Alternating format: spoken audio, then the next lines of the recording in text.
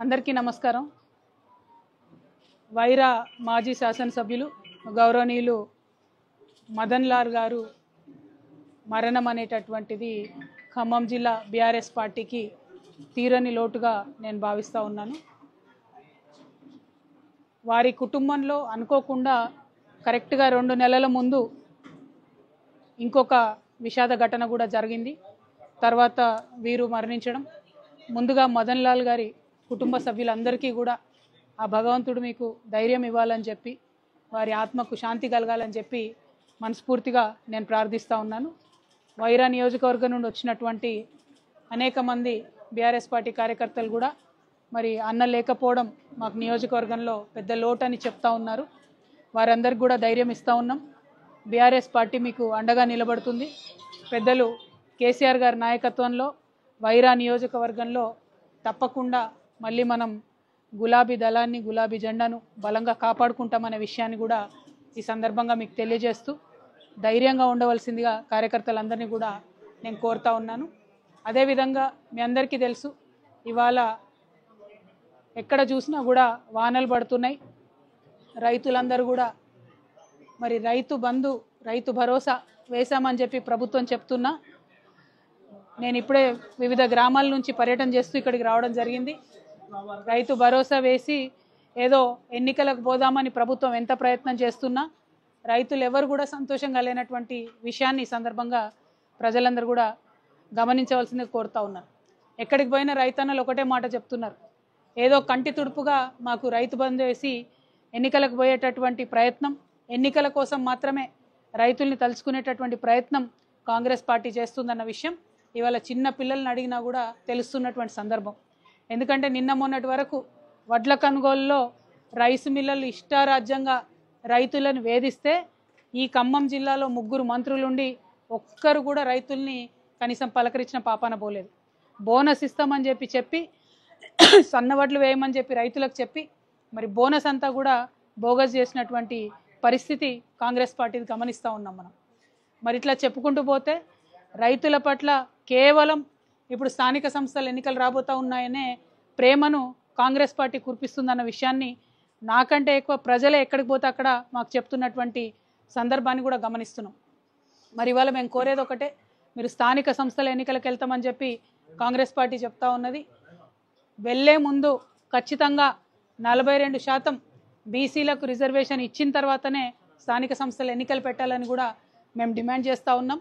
మరి స్థానిక సంస్థల ఎన్నికల్లో బీసీ రిజర్వేషన్ ఇస్తామని ఎన్నికలప్పుడు మీరు మాట ఇచ్చిండ్రు. కామారెడ్డి డిక్లరేషన్లో చెప్పిండ్రు, మేమందరం ఒత్తిడి తెస్తే అసెంబ్లీలో బిల్లు పెట్టిండ్రు. కానీ బిల్లు పాస్ అవ్వగానే చేతులు దులుపుకొని అది అక్కడ ఢిల్లీకి పోయింది, మాకు సంబంధం లేదు, కాబట్టి ఇప్పుడు మేము ఎన్నికలు పెట్టుకుంటామని చెప్పి మాట్లాడుతూ ఉన్నారు.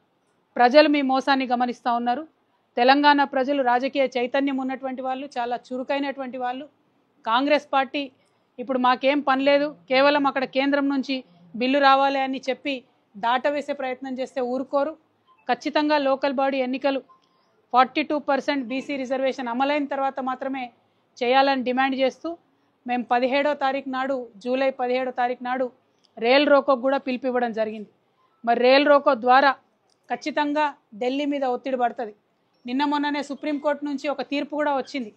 ఏదన్నా బిల్లు రాష్ట్రాల నుంచి పాస్ అయి గౌరవనీయులు రాష్ట్రపతి గారి దగ్గరికి వస్తే 3 నెలలకు మించి ఆ బిల్లును పెట్టుకోరాదని చెప్పి సుప్రీంకోర్టు కూడా తీర్పిచ్చినటువంటి సందర్భాన్ని మనం గమనించవచ్చు. మరి ఆ తీర్పును గౌరవిస్తూ వెంటనే భారతీయ జనతా పార్టీ మరి ఖచ్చితంగా బిల్లును పాస్ చేయాలి. 42% బీసీలకు రిజర్వేషన్ ఇవ్వాలని కోరుతున్నాం. నిన్ననే కొత్తగా భారతీయ జనతా పార్టీ రాష్ట్ర అధ్యక్షులుగా గౌరవనీయులు రామచంద్రరావు గారు ఎన్నికయ్యారు. మరి వారికి ఇవాళ మేము లేఖ రాయడం జరిగింది. ఖచ్చితంగా మీరు బీసీ బిల్లును పాస్ చేయించడమే మీ మొట్టమొదటి అంశంగా టేకప్ చేయాలని చెప్పి కొత్తగా ఎన్నికైనటువంటి అధ్యక్షులు రామచంద్రరావు గారిని నేను రిక్వెస్ట్ చేస్తూ ఉన్నాను. ఎందుకంటే చరిత్రలో నిలబడిపోయేటటువంటి పని ఇది. అందరూ కూడా మద్దతు ఇస్తున్నటువంటి అంశం. బీసీలలో ఉండేటటువంటి అనేక సంఘాలు అందరూ ప్రతి జిల్లా నుండి కూడా పెద్ద ఎత్తున మద్దతు ఇస్తున్నారు. ఖమ్మం జిల్లా అంటేనే ఉద్యమాల ఖిల్లా. తొలి దశ తెలంగాణ ఉద్యమంలో ఇక్కడి నుండే మరి ఒక ఉద్యమం మొదలై అది రాష్ట్రమంతా కూడా పెను తుఫాన్గా మారినటువంటి సందర్భం. మరి ఖమ్మం జిల్లా ప్రజలందరినీ కూడా నేను కోరుతా ఉన్నాను, ఇక్కడ నుంచి మనకు ఢిల్లీకి 3 ట్రైన్లు పోతాయి. ఏపీ ఎక్స్ప్రెస్ పోతుంది, జీటీ పోతుంది, అట్లానే తమిళనాడు. ఈ 3 ట్రైన్లు కూడా ఖమ్మం దాటుకొనే ఢిల్లీకి పోవాలి. 17 జూలై నాడు ఒక్క ట్రైన్ కూడా ఢిల్లీకి చేరకూడదు. అప్పుడే ఇక్కడ ఉండేటటువంటి తెలంగాణ ప్రజల యొక్క ఆకాంక్ష 42% బీసీల రిజర్వేషన్ అనేటటువంటి అంశం పెద్ద ఎత్తున కేంద్ర ప్రభుత్వానికి సెగ తగులుతుంది, తెలుస్తుంది అనే విషయాన్ని మనందరం కూడా గమనించాలి. ఖమ్మం జిల్లా ప్రజల్ని నేను రిక్వెస్ట్ చేస్తున్నా, 17 జూలై నాడు ఖచ్చితంగా ఖమ్మంలో రైల్ రోకోకి అందరినీ మద్దతు ఇవ్వాల్సిందిగా నేను కోరుతా ఉన్నా. మరి ఇవాళ మళ్ళీ ఒకసారి ఖమ్మం జిల్లా, ఉమ్మడి ఖమ్మం జిల్లా బీఆర్ఎస్ పార్టీ తరఫున మదన్ లాల్ గారి కుటుంబానికి నేను మనస్ఫూర్తిగా సంతాపాన్ని తెలియజేస్తూ, వారు ధైర్యంగా ఉండాలని చెప్పి, పార్టీ మీకు అండగా ఉంటుందని చెప్పి మరొకసారి తెలియజేస్తూ, మరీ ముఖ్యంగా వైరా నియోజకవర్గంలో ఉన్నటువంటి గులాబీ సైనికులు చెప్తా ఉన్నారు, మాట్లాడితే కేసులు పెడుతున్నారు, ఫేస్బుక్ పోస్ట్ పెడితే కేసులు పెడుతున్నారని చెప్తున్నారు. ఇక్కడ ఉండేటటువంటి 3 మంత్రుల్ని కూడా నేను రిక్వెస్ట్ చేస్తూ ఉన్నా, మీరు ప్రజలకు ఇచ్చినటువంటి హామీలు నెరవేర్చండి, మీరు విద్యార్థులకు ఇచ్చినటువంటి హామీలు నెరవేర్చండి, మహిళలకు 2500 రూపాయలు ఇస్తామన్నారు ఆ హామీ నెరవేర్చండి, రైతు బంధు పెంచుతామన్నారు ఆ హామీ నెరవేర్చండి, పెన్షన్ 4000 చేస్తామన్నారు ఆ హామీ నెరవేర్చండి. హామీలన్నీ పక్కకు పెట్టారు, ఖమ్మం జిల్లా అభివృద్ధిని పక్కకు పెట్టిండ్రు. గోదావరి నీళ్లు ఆంధ్రప్రదేశ్ ఎత్తుకొని పోతూ ఉంటే చూస్తూ కూర్చున్నారు. బంకచర్లకు సంబంధించి గోదావరి నీళ్లు తరలించుకొని పోతుంటే కనీసం మాట్లాడలేనటువంటి స్థితిలో మీరు ఇక్కడ ఉన్నారు. వాటిని సీరియస్గా టేకప్ చేయండి. బంకచర్ల నుంచి గోదావరి నీళ్లు తీసుకొని పోతే తరతరాల మన తెలంగాణ ప్రజలు ఇబ్బంది పడేటటువంటి ఆస్కారం ఉంటుంది. వాటి మీద దృష్టి పెట్టండి. అవన్నీ పక్కకు పెట్టి బీఆర్ఎస్ పార్టీ నాయకులు మాట్లాడుతున్నారు, వాళ్ళ మీద కేసు పెడతాం, జాగృతి నాయకులు మాట్లాడుతున్నారు, వాళ్ళ మీద కేసు పెడతాం అంటే ఎవరు చూస్తూ ఊరుకోరు. ప్రజలు తిరగబడే రోజు వస్తుంది. ఖమ్మం జిల్లా ప్రజలు మిమ్మల్ని నమ్మి ఓటేసిండ్రు, మీకు 3 మంత్రి పదవులు వచ్చినాయి.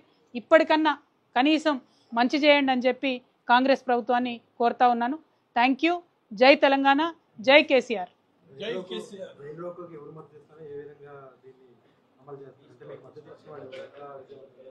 రైల్ రోకోకు ప్రతి బీసీ సంఘం నుండి కూడా, ప్రతి జిల్లా నుండి కూడా మద్దతు తెలియజేస్తూ పెద్ద సంఖ్యలో మెసేజ్లు వస్తూ ఉన్నాయి, ఉత్తరాలు వస్తూ ఉన్నాయి. రెండవది, పెద్దలు గౌరవనీయులు ఆర్ కృష్ణయ్య గారిని మొట్టమొదటిసారి నేను కలిసి మద్దతు కోరడం జరిగింది. అట్లానే సిపిఎం పార్టీని మద్దతు కోరడం జరిగింది, న్యూ డెమోక్రసీ పార్టీని మద్దతు కోరడం జరిగింది. మరి భారతీయ జనతా పార్టీకి వారి వైఖరి ఏంటని ఇవాళ లేఖ ద్వారా వారిని ప్రశ్నించడం జరిగింది. రేపు ఖచ్చితంగా కాంగ్రెస్ పార్టీని కూడా ప్రశ్నిస్తాం. అదేవిధంగా అన్ని ప్రజాస్వామ్య సంఘాలన్నీ కూడా, ప్రజల కోసం పనిచేసేటటువంటి సంఘాలన్నీ కూడా ఈ రైల్ రోకోకు మద్దతు ఇస్తారనేటటువంటి బలమైనటువంటి విశ్వాసం మాకున్నది. ఇప్పుడు ఒక మంచి ఉత్సాహం వచ్చింది, బీసీలందరికీ ఒక నమ్మకం వచ్చింది. ఏకార్ దక్కా బీసీ బిల్ పక్కా అనేటటువంటి నినాదంతో రైల్ రోకోకు మేము ముందుకెళ్తున్నాం. ఖచ్చితంగా ప్రతి ఒక్కరు కూడా మద్దతు ఇస్తారనేటటువంటి విశ్వాసం మాకున్నది. Thank you. జై తెలంగాణ.